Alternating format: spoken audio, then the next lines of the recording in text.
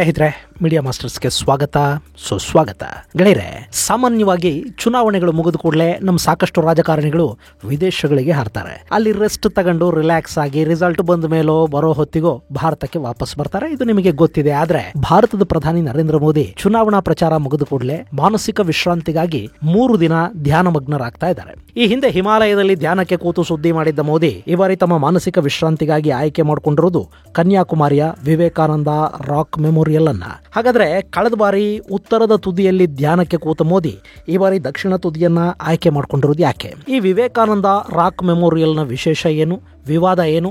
ಸ್ವತಂತ್ರ ಭಾರತದಲ್ಲಿ ವಿವೇಕಾನಂದರಿಗಾಗಿ ಒಂದು ಸ್ಮಾರಕವನ್ನ ನಿರ್ಮಾಣ ಮಾಡೋದಕ್ಕೆ ಕೂಡ ಅವತ್ತು ಎಷ್ಟು ಕಷ್ಟಪಡಬೇಕಾಗಿ ಬಂತು ಅನ್ನೋ ಬಗ್ಗೆ ಒಂದಷ್ಟು ಮಾಹಿತಿಯನ್ನ ನಾವಿಲ್ಲಿ ನೋಡೋಣ.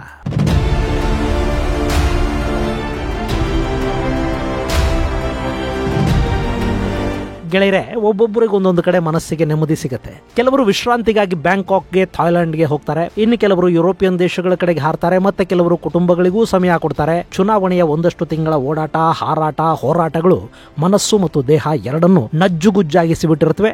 ಒಂದು ರಿಲ್ಯಾಕ್ಸೇಷನ್ ಬೇಕು. ಈ ವಿಶ್ರಾಂತಿಗಾಗಿ ಭಾರತದ ಪ್ರಧಾನಿ ನರೇಂದ್ರ ಮೋದಿ ಧ್ಯಾನ ಮಾಡೋದನ್ನ ಅಭ್ಯಾಸ ಮಾಡ್ಕೊಂಡಿದ್ದಾರೆ. ಕಳೆದ ಬಾರಿ ಅಂದ್ರೆ 2019ರಲ್ಲಿ ಕೇದಾರನಾಥದ ಗುಹೆಯೊಂದರಲ್ಲಿ ಮೋದಿ ಧ್ಯಾನಾಸಕ್ತರಾಗಿದ್ರು. ಇದರ ಒಂದಷ್ಟು ಫೋಟೋಗಳು ಹೊರಬಂದಿದ್ವು. ಧ್ಯಾನಕ್ಕೆ ಹೋಗುವಾಗ ಫೋಟೋಗ್ರಾಫರ್ಗಳೇ ಹಾಕಬೇಕು, ಗುಹೆಯಲ್ಲಿ ಮೊಬೈಲ್ ಚಾರ್ಜರ್ ಇತ್ತು, ಇದೆಲ್ಲ ಡ್ರಾಮಾ, ಹೀಗೆ ನಾನಾ ಮಾತುಗಳು ಅವತ್ತು ಕೇಳಿ ಬಂದ್ವು. ಆದ್ರೆ ಮೋದಿ ಇದ್ಯಾವುದಕ್ಕೂ ಪ್ರತಿಕ್ರಿಯೆ ಕೊಡ್ಲಿಲ್ಲ, ತಲೆನೂ ಕೆಡಿಸ್ಕೊಳ್ಳಿಲ್ಲ. ವಿಶ್ರಾಂತಿ ಬೇಕಿತ್ತು, ತಗೊಂಡ್ರು, ಬಂದ್ರು ಅಷ್ಟೇ. ಗೆಳೆಯರೆ, ಇಲ್ಲಿ ಬ್ಯಾಂಕಾಕ್ಗೆ ಹೋಗೋದು ತಪ್ಪು, ಗುಹೆಗೆ ಹೋಗೋದು ಸರಿ ಅಂತಲ್ಲ. ಒಬ್ಬೊಬ್ಬರ ಆಯ್ಕೆ, ಅಭಿರುಚಿಗಳು ಒಂದೊಂದು ತರ ಇರುತ್ತವೆ. ಯಾರಿಗೆ ಎಲ್ಲಿ ವಿಶ್ರಾಂತಿ ಸಿಗುತ್ತೋ ಅಲ್ಲಿಗೆ ಹೋಗ್ತಾರೆ. ಅದರ ಬಗ್ಗೆ ಟೀಕೆ ಟಿಪ್ಪಣಿಗಳು ತುಂಬಾ ಅಸಂಬದ್ಧ ಅನ್ನಿಸ್ಕೊಳ್ಳುತ್ತವೆ. ಇನ್ನು ಚುನಾವಣೆಗಳ ನಂತರ ಮೋದಿ ಧ್ಯಾನದ ಥೆರಪಿಗೆ ಹೋಗ್ತಾ ಇರೋದು ಹೊಸ್ತು ಅಲ್ಲ. 2014ರ ಚುನಾವಣೆಯ ನಂತರ ಕೂಡ ಅವರು ಪ್ರತಾಪಗಢಕ್ಕೆ ಹೋಗಿದ್ರು. ಅಲ್ಲಿ ಛತ್ರಪತಿ ಶಿವಾಜಿ ಮಹಾರಾಜರು ಅಫ್ಜಲ್ ಖಾನ್ ನನ್ನ ಕೊಂದ ಜಾಗ ಇದೆಯಲ್ಲ, ಅಲ್ಲಿಗೆ ಮೋದಿ ಭೇಟಿ ಕೊಟ್ಟರು. ಆದ್ರೆ ಆಗ ಅವರಿನ್ನೂ ಪ್ರಧಾನಿ ಆಗಿರಲಿಲ್ಲ. ಹೀಗಾಗಿ ಅದಕ್ಕೆ ಹೆಚ್ಚು ಪ್ರಚಾರ ಸಿಗ್ಲಿಲ್ಲ. ಇನ್ನು ಈ ಬಾರಿ ಮೋದಿಯವರ ಧ್ಯಾನಕ್ಕೆ ಕನ್ಯಾಕುಮಾರಿ ಸಿದ್ಧವಾಗಿದೆ. ಇವತ್ತು ಅಂದ್ರೆ ಮೇ 30ರ ಸಂಜೆ ಪ್ರಧಾನಿ ಮೋದಿ ವಿವೇಕಾನಂದ ಮೆಮೋರಿಯಲ್ಗೆ ಬಂದರು. ಅಲ್ಲಿ ನಿಂತು ಸೂರ್ಯಾಸ್ತವನ್ನ ಕಣ್ತುಂಬಿಕೊಂಡ್ರು. ಈ ವಿವೇಕಾನಂದ ರಾಕ್ ಮೆಮೋರಿಯಲ್ ಅನ್ನ ನಿಮ್ಮಲ್ಲಿ ಸಾಕಷ್ಟು ಮಂದಿ ನೋಡಿರಬಹುದು. ಇದು ಕನ್ಯಾಕುಮಾರಿಯಲ್ಲಿ ತಮಿಳುನಾಡಿನ ಮುಖ್ಯ ಭೂಮಿಯಿಂದ ಸುಮಾರು 500 ಮೀಟರ್ಗಳಷ್ಟು ದೂರದಲ್ಲಿ ಸಮುದ್ರದ ನಡುವೆ ಇದೆ. ಅಲ್ಲಿಗೆ ಹೋಗೋದಕ್ಕೆ ಬೋಟ್ ವ್ಯವಸ್ಥೆ ಕೂಡ ಇದೆ. ಅಲ್ಲಿನ ದೊಡ್ಡ ಬಂಡೆ ಮೇಲೆ ವಿವೇಕಾನಂದರು ಧ್ಯಾನ ಮಾಡಿದ್ರು ಅನ್ನೋ ಸ್ಥಳದಲ್ಲಿ 1970ರಲ್ಲೊಂದು ಸ್ಮಾರಕವನ್ನ ನಿರ್ಮಿಸಲಾಗಿದೆ. ಇಲ್ಲಿ ವಿವೇಕಾನಂದರ ಕಂಚಿನ ಪ್ರತಿಮೆ ಇದೆ. ಹಾಗೇನೆ ಆ ಬಂಡೆ ಮೇಲೆ ಕನ್ಯಾಕುಮಾರಿ ದೇವಿಯದ್ದು ಅಂತ ಹೇಳಲಾಗುವ ಪಾದಗಳ ಗುರುತಿದ್ದು ಅದನ್ನ ಶ್ರೀಪಾದ ಮಂಟಪಂ ಅಂತ ಕರೀತಾರೆ. ಅಲ್ಲೇ ತಾಯಿ ಕನ್ಯಾಕುಮಾರಿ ಶಿವನನ್ನ ಕುರಿತು ಧ್ಯಾನ ಮಾಡಿದ್ಲು ಅನ್ನೋ ಒಂದು ನಂಬಿಕೆ ಇದೆ. ಇಂಥ ಬಂಡೆಯ ಮೇಲೆ ವಿವೇಕಾನಂದರು ಕೂಡ 3 ದಿನಗಳ ಕಾಲ ಧ್ಯಾನಾಸಕ್ತರಾಗಿದ್ರು. ಅವರು ಭವ್ಯ ಭಾರತದ ಬಗ್ಗೆ ಕನಸುಗಳನ್ನಲ್ಲಿ ಕಂಡ್ರು ಅಂತ ಹೇಳಲಾಗತ್ತೆ. 1892ರಲ್ಲಿ ಈ ಬಂಡೆ ಮೇಲೆ ಧ್ಯಾನಕ್ಕೆ ಕೂರುವ ವಿವೇಕಾನಂದರು ಸಮುದ್ರವನ್ನ ಈಜಿ ಬಂಡೆಯನ್ನ ತಲುಪಿದ್ರು ಅಂತ ಕೂಡ ಹೇಳ್ತಾರೆ. ಇಲ್ಲಿ ಕುಳಿತು ಧ್ಯಾನಸ್ಥರಾದ ಅನುಭವವನ್ನ ಮುಂದೆ ರಾಮಕೃಷ್ಣಾನಂದರಿಗೆ ಬರೆದ ಪತ್ರಗಳಲ್ಲಿ ಹಂಚಿಕೊಳ್ಳುವ ವಿವೇಕಾನಂದರು ಭಾರತದಲ್ಲಿ ಅನೇಕ ಸನ್ಯಾಸಿಗಳು ಜನಕ್ಕೆ ಆಧ್ಯಾತ್ಮವನ್ನ ಬೋಧಿಸೋದಿಕ್ಕೆ ಅಲೆದಾಡ್ತಾ ಇದ್ದೀವಿ, ಇದು ಒಂಥರ ಹುಚ್ಚುತನ, ಹಸಿದ ಜನಕ್ಕೆ ಮೊದಲು ಬೇಕಿರೋದು ಆಹಾರವೇ ಹೊರತು ಆಧ್ಯಾತ್ಮವಲ್ಲ ಅಂತ ಬರೀತಾರೆ. ಹಸಿದವರಿಗೆ ಮೊದಲು ಅನ್ನ ಕೊಡಿ, ಆಧ್ಯಾತ್ಮವನ್ನಲ್ಲ ಅನ್ನೋ ಸ್ವಾಮಿ ವಿವೇಕಾನಂದರ ಅಮೃತ ವಾಕ್ಕು ಜನ್ಮ ಪಡ್ಕೊಂಡಿದ್ದು ಇದೇ ಬಂಡೆಯ ಮೇಲೆ. ಇನ್ನು ವಿವೇಕಾನಂದರಂಥ ವೀರ ಸನ್ಯಾಸಿ, ಮಹಾನ್ ದಾರ್ಶನಿಕ ಧ್ಯಾನಕ್ಕೆ ಕೂತ ಈ ಬಂಡೆ ಮೇಲೆ ವಿವೇಕಾನಂದರ ಒಂದು ಸ್ಮಾರಕವನ್ನ ನಿರ್ಮಾಣ ಮಾಡೋದಕ್ಕೆ ಬಹುದೊಡ್ಡ ಹೋರಾಟವನ್ನ ಮಾಡಬೇಕಾಗಿ ಬಂತು ಅನ್ನೋದು ನಮ್ಮಲ್ಲಿ ಬಹಳಷ್ಟು ಜನಕ್ಕೆ ಗೊತ್ತಿರಲಿಕ್ಕಿಲ್ಲ.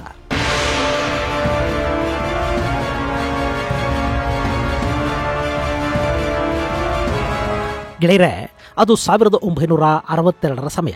ವಿವೇಕಾನಂದರು ಧ್ಯಾನ ಮಾಡಿದ್ರು ಅಂತ ಹೇಳಲಾಗುವ ಈ ಬಂಡೆ ಮೇಲೆ ಒಂದು ಸ್ಮಾರಕವನ್ನ ನಿರ್ಮಾಣ ಮಾಡಬೇಕು ಅಂತ ಒಂದಷ್ಟು ಮಂದಿ ವಿವೇಕಾನಂದರ ಅನುಯಾಯಿಗಳು ಸಿದ್ಧತೆಗಳನ್ನು ಮಾಡಿಕೊಂಡ್ರು. ಅದಕ್ಕೆ ಮದ್ರಾಸಿನ ರಾಮಕೃಷ್ಣ ಮಿಷನ್ ಬೆಂಬಲ ಕೂಡ ಇತ್ತು. ಆ ಬಂಡೆಯ ಮೇಲ್ಭಾಗಕ್ಕೆ ಹೋಗೋದಿಕ್ಕೆ ಮೆಟ್ಟಿಲುಗಳನ್ನ ನಿರ್ಮಾಣ ಮಾಡಿ ಬಂಡೆಯ ಮೇಲೆ ವಿವೇಕಾನಂದರ ಒಂದು ಪ್ರತಿಮೆಯನ್ನ ಸ್ಥಾಪನೆ ಮಾಡಬೇಕು ಅನ್ನೋದು ಅವರ ಯೋಜನೆ. ಈ ವಿಷಯ ಗೊತ್ತಾದ ಕೂಡಲೇ ಕನ್ಯಾಕುಮಾರಿಯ ಕ್ರೈಸ್ತ ಮಿಷನರಿ ಎಚ್ಚೆತ್ತುಕೊಂಡು ಬಿಡ್ತು. ರಾತ್ರೋರಾತ್ರಿ ಆ ಬಂಡೆಯ ಬಳಿಗೆ ಒಂದಷ್ಟು ಜನ ಹೋದ್ರು. ಅದರ ಮೇಲೊಂದು ದೊಡ್ಡ ಶಿಲುಬೆಯನ್ನ ನೆಟ್ಟು ಬಂದುಬಿಟ್ರು. ಇಲ್ಲಿ ನಮ್ಮ ಕರ್ನಾಟಕದ ಕಪಾಲಿ ಬೆಟ್ಟದಲ್ಲಿ ಆಯ್ತಲ್ಲ, ಥೇಟ್ ಹಾಗೇನೆ ಅಲ್ಲಿ ವಿವೇಕಾನಂದರ ಸ್ಮಾರಕ ಮಾಡೋದಿರಲಿ. ಅದಕ್ಕೂ ಮೊದಲು ತಾಯಿ ಕನ್ಯಾಕುಮಾರಿಯ ಪಾದಗಳಿವೆ. ಅದು ಹಿಂದೂಗಳಿಗೆ ಪೂಜನೀಯ ಪ್ರದೇಶ. ಅಂಥ ಜಾಗದಲ್ಲಿ ದೊಡ್ಡದೊಂದು ಶಿಲುಬೆ ನೆಟ್ಟು ಇದು ನಮ್ಮದೇ ಅಂದ್ಬಿಟ್ರೆ ಹಿಂದೂಗಳು ಸುಮ್ಮನಿರ್ತಾರ? ಅಲ್ಲಿ ಹೋರಾಟ ಪ್ರತಿಭಟನೆಗಳು ಶುರುವಾದವು. ತಮಿಳುನಾಡಿನ ಸರ್ಕಾರ ಶಿಲುಬೆ ಇಟ್ಟಿದ್ದು ಸರಿನಾ ತಪ್ಪಾ ಅಂತ ನಿರ್ಧಾರ ಮಾಡೋದಕ್ಕೆ ಒಂದು ನ್ಯಾಯಾಂಗ ತನಿಖೆಗೆ ಆದೇಶ ಕೊಡ್ತು. ಗಲಾಟೆಗಳು ಹೆಚ್ಚಾಗುತ್ತವೆ ಅಂತ ಭಯ ಶುರುವಾದಾಗ ಸರ್ಕಾರನೇ ಆ ಶಿಲುಬೆಯನ್ನ ರಾತ್ರೋರಾತ್ರಿ ತೆರವುಗೊಳಿಸ್ತು. ಜೊತೆಗೆ ಆ ಇಡೀ ಪ್ರದೇಶವನ್ನ ನಿರ್ಬಂಧಿತ ಪ್ರದೇಶ ಅಂತ ಘೋಷಣೆ ಮಾಡ್ತು. ಅಲ್ಲಿ ಹಿಂದೂಗಳು ಈ ಬಂಡೆಯನ್ನ ವಿವೇಕಾನಂದರ ಬಂಡೆ ಅಂತ ಕ್ಲೈಮ್ ಮಾಡಿದ್ರೆ ಕ್ರೈಸ್ತರು ಇದನ್ನ ಸೇಂಟ್ ಝೇವಿಯರ್ ರಾಕ್ ಅಂತ ಹೇಳೋದಕ್ಕೆ ಶುರು ಮಾಡಿದ್ರು. ಕಡೆಗೆ ನ್ಯಾಯಾಂಗ ತನಿಖೆಯಲ್ಲಿ ಇದು ಝೇವಿಯರ್ ರಾಕ್ ಅಲ್ಲ, ಬದಲಾಗಿ ವಿವೇಕಾನಂದರು ಧ್ಯಾನಕ್ಕೆ ಕೂತ ಬಂಡೆ ಅಂತ ಗೊತ್ತಾಯ್ತು. ಇಷ್ಟಾದ್ರೂ ಅಲ್ಲಿ ಯಾವುದೇ ಸ್ಮಾರಕ ನಿರ್ಮಾಣ ಮಾಡೋದಕ್ಕೆ ಬಿಡೋದಿಲ್ಲ ಅಂತ ಅವತ್ತಿನ ತಮಿಳುನಾಡಿನ ಮುಖ್ಯಮಂತ್ರಿ ಎಂ ಭಕ್ತವತ್ಸಲಂ ಹಠ ಹಿಡ್ಕೊಂಡು ಕೂತು ಬಿಟ್ರು. ವೋಟ್ ಬ್ಯಾಂಕ್ ಪಾಲಿಟಿಕ್ಸು ಅಷ್ಟೇ, ಮತ್ತಿನ್ನೇನು ಅಲ್ಲ. ಆದ್ರೆ ಅಲ್ಲಿನ ಜನ ಸುಮ್ಮನಾಗ್ಲಿಲ್ಲ. ನಾಳೆ ಮತ್ತಿನ್ಯಾರೋ ಬಂದು ಇದು ಬೇರೆ ಯಾರದ್ದೋ ಕಲ್ಲು ಅಂತ ಹೇಳೋದು ಬೇಡ, ಇಲ್ಲೊಂದು ಶಾಸನನಾದ್ರೂ ನೆಟ್ಟು ಬಿಡಿ, ಅದರಲ್ಲಿ ಇದು ವಿವೇಕಾನಂದರು ಧ್ಯಾನಕ್ಕೆ ಕೂತ ಜಾಗ ಅಂತ ಘೋಷಣೆ ಮಾಡಿ ಅಂತ ಜನ ಪಟ್ಟು ಹೇಳಿದ್ರು. ಕಡೆಗೆ ಮುಖ್ಯಮಂತ್ರಿ ಭಕ್ತವತ್ಸಲಂ ಅದಕ್ಕೆ ಒಪ್ಪಬೇಕಾಯ್ತು. ಹಾಗೆ ಈ ಬಂಡೆಯ ಮೇಲೊಂದು ಫಲಕ ಹಾಕೋ ಕೆಲಸ ನಡೀತು. ಎಂಥ ದುರಂತ ನೋಡಿ. ಸ್ವಾಮಿ ವಿವೇಕಾನಂದರು ಭಾರತದ ಮಹಿಮೆಯನ್ನ ವಿದೇಶಗಳಲ್ಲಿ ಸಾರಿದವರು. ಭಾರತದ ಯುವಶಕ್ತಿಗೆ ವಿವೇಕಾನಂದ ಅನ್ನೋದೊಂದು ಸ್ಫೂರ್ತಿ. ಆ ಹೆಸರಲ್ಲೊಂದು ವಿದ್ಯುತ್ ಪ್ರವಾಹ ಇದೆ. ಭಾರತ ಕಂಡ ಮಹಾನ್ ದಾರ್ಶನಿಕರ ಪೈಕಿ ವಿವೇಕಾನಂದರು ಕೂಡ ಬಂದು ಭಾರತದ ಭವ್ಯತೆಯನ್ನ ಸಾರ್ತಲೇ ಇಲ್ಲಿನ ಕೊಳಕುಗಳ ಬಗ್ಗೆ ಕೂಡ ದೊಡ್ಡ ಮಟ್ಟದಲ್ಲಿ ದನಿ ಎತ್ತಿದವರು ವಿವೇಕಾನಂದರು. ಅಂಥ ಮಹಾಪುರುಷ ಧ್ಯಾನ ಮಾಡಿದ ಸ್ಥಳದಲ್ಲಿ ಅವರ ಹೆಸರಲ್ಲೊಂದು ಸ್ಮಾರಕ ನಿರ್ಮಾಣ ಮಾಡೋದಕ್ಕೆ ಸ್ವತಂತ್ರ ಭಾರತದ ಸರ್ಕಾರ ಅನುಮತಿಯನ್ನ ಕೊಡಲಿಲ್ಲ.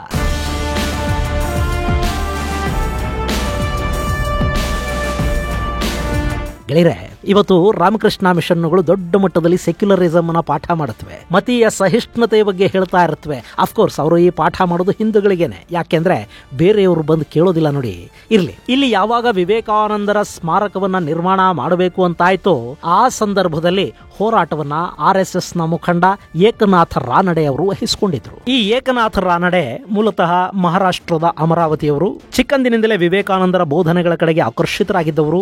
MA LLB ಪದವಿಯನ್ನು ಪಡ್ಕೊಂಡಿದ್ರು. ಜೊತೆಗೆ RSS ಜೊತೆ ಗುರುತಿಸಿಕೊಂಡಿದ್ದ ರಾನಡೆ 1950ರ ಸಮಯದಲ್ಲಿ ಪೂರ್ವಾಂಚಲ ಕ್ಷೇತ್ರದ RSS ನ ಪ್ರಚಾರಕರಾಗಿ ಕೆಲಸ ಮಾಡ್ತಾ ಇದ್ರು. ಆ ಬಳಿಕ 1953ರಲ್ಲಿ ಅಖಿಲ ಭಾರತ ಪ್ರಚಾರ ಪ್ರಮುಖಾಗಿ ಇವರನ್ನ ನೇಮಕ ಮಾಡಲಾಗಿತ್ತು.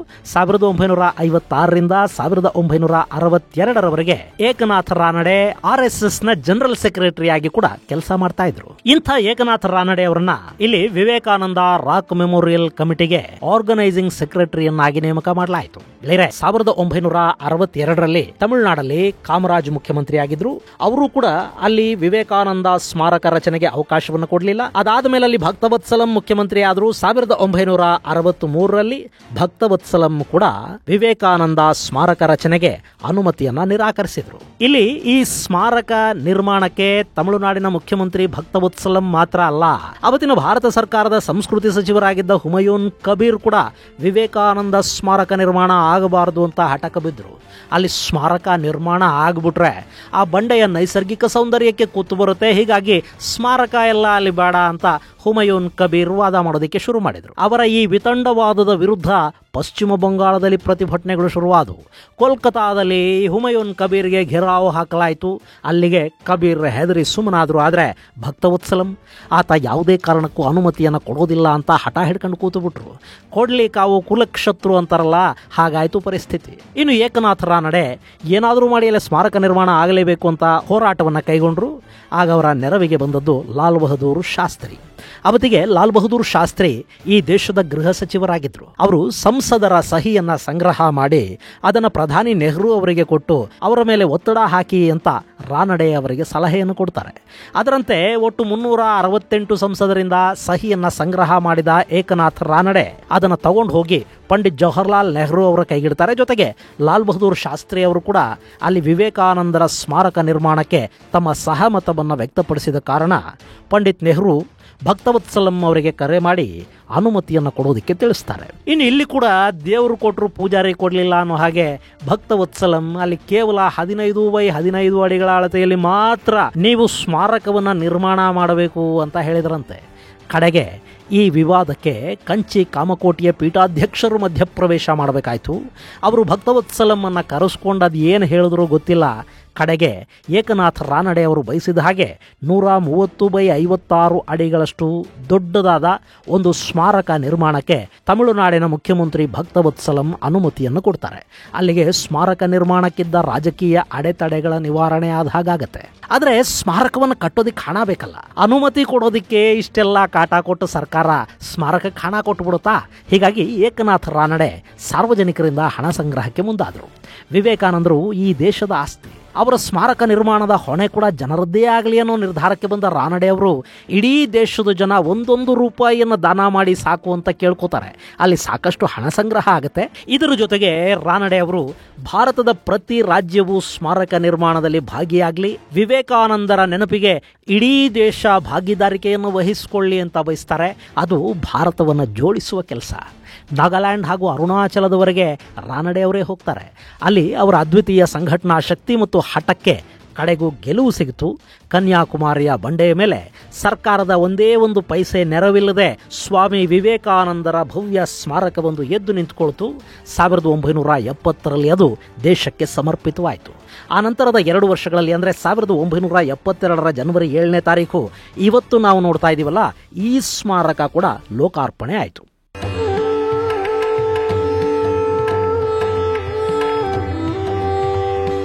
ಗೆಳೆಯರೆ, ಹೀಗೊಂದು ದೊಡ್ಡ ಹೋರಾಟದ ಮೂಲಕ ನಿರ್ಮಾಣವಾದ ಈ ಭವ್ಯ ಸ್ಮಾರಕ ಇದೆ ನೋಡಿ. ಇಲ್ಲಿಗೆ ಪ್ರಧಾನಿ ನರೇಂದ್ರ ಮೋದಿ 3 ದಿನಗಳ ಧ್ಯಾನ ಚಿಕಿತ್ಸೆಗೆ ಬರ್ತಾ ಇದ್ದಾರೆ. ವಿವೇಕಾನಂದರು ಇಡೀ ದೇಶಕ್ಕೆ ಒಂದು ಸ್ಫೂರ್ತಿ. ಅವರು ಬರೀ ಸನ್ಯಾಸಿ ಅಲ್ಲ, ವೀರ ಸನ್ಯಾಸಿ. ಭಗವದ್ಗೀತೆಯಲ್ಲಿ ಶ್ರೀಕೃಷ್ಣ ಹೇಳಿದ ಹಾಗೆ ಸನ್ಯಾಸಕ್ಕೊಂದು ಅರ್ಥ ಕೊಟ್ಟವರು ಸ್ವಾಮಿ ವಿವೇಕಾನಂದ. ಇನ್ನು ಪ್ರಧಾನಿ ಮೋದಿ ಕೂಡ ಸಾಕಷ್ಟು ಬಾರಿ ವಿವೇಕಾನಂದರು ನನಗೆ ಸ್ಫೂರ್ತಿ ಅಂತ ಹೇಳಿಕೊಂಡಿದ್ದಿದೆ. Viksit Bharat, fit India, skill India, new education policy ಇವೆಲ್ಲ ಕೂಡ ಸ್ವಾಮಿ ವಿವೇಕಾನಂದರ ಕನಸುಗಳು. ಈ ಹಿಂದೊಮ್ಮೆ ಸನ್ಯಾಸ ಸ್ವೀಕಾರಕ್ಕೆ ರಾಜ್ಕೋಟ್ನ ರಾಮಕೃಷ್ಣಾಶ್ರಮಕ್ಕೆ ಮೋದಿ ಹೋಗಿದ್ರಂತೆ. ಅಲ್ಲಿ ಸ್ವಾಮಿ ಆತ್ಮಸ್ಥಾನಂದರು ನಿನಗೆ ಸನ್ಯಾಸ ಬೇಡ, ನೀನು ಜನರ ನಡುವೆ ಕೆಲಸ ಮಾಡುವಂತ ಹೇಳಿ ಕಳುಹಿಸಿದ್ರಂತೆ. ಹೀಗಾಗಿ ಮೋದಿ ಸನ್ಯಾಸಿ ಆಗಲಿಲ್ಲ.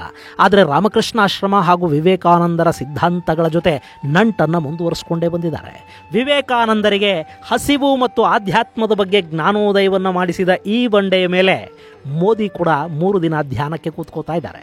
ಅದಕ್ಕಾಗಿ ಕನ್ಯಾಕುಮಾರಿ ಬಿಗಿ ಭದ್ರತೆಗಳಿಂದ ಸಿದ್ಧಗೊಂಡಿದೆ. ಇನ್ನು ಯಥಾ ಪ್ರಕಾರ ಪ್ರತಿಪಕ್ಷಗಳ ರಾಜಕೀಯ ಆರೋಪಗಳು ಈ ಬಾರಿ ಕೂಡ ಕೇಳಿಬರ್ತಾ ಇವೆ. ಅವೆಲ್ಲ ಒಂದು ಕಡೆ ಇರುತ್ತವೆ. ಇನ್ನು ವಿವೇಕಾನಂದರಿಗೆ ಆದ ಹಾಗೇನೆ ಈ ದೇಶಕ್ಕೆ ಬೇಕಿರೋದು ರಾಜಕಾರಣದ ಒಣಭಾಷಣಗಳಲ್ಲ, ಹಸಿದ ಹೊಟ್ಟೆಗಳಿಗೆ ಊಟ, ದುಡಿಯುವ ಕೈಗಳಿಗೆ ಕೆಲಸ ಮತ್ತು ತಲೆ ಹಾಗೂ ತೋಳುಗಳಿಗೆ ಕೆಲಸ ಗಿಟ್ಟಿಸಿಕೊಳ್ಳುವ ಕೌಶಲ ಹಾಗೂ ಶಕ್ತಿ ಅನ್ನೋದು ಮೋದಿಯವರಿಗೆ ಗಾಢವಾಗಿ ಅರ್ಥವಾಗಿ ದೇಶದ ಶಿಕ್ಷಣ ವ್ಯವಸ್ಥೆ ಬದಲಾಗೋ ಹಾಗಾದ್ರೆ ಈ ಧ್ಯಾನ ನಿಜಕ್ಕೂ ಸಾರ್ಥಕವಾಗುತ್ತೆ.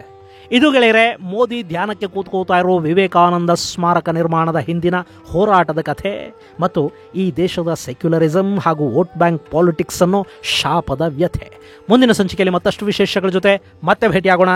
ಅಲ್ಲಿವರೆಗೆ ಜೈ ಹಿಂದ್, ಜೈ ಕರ್ನಾಟಕ.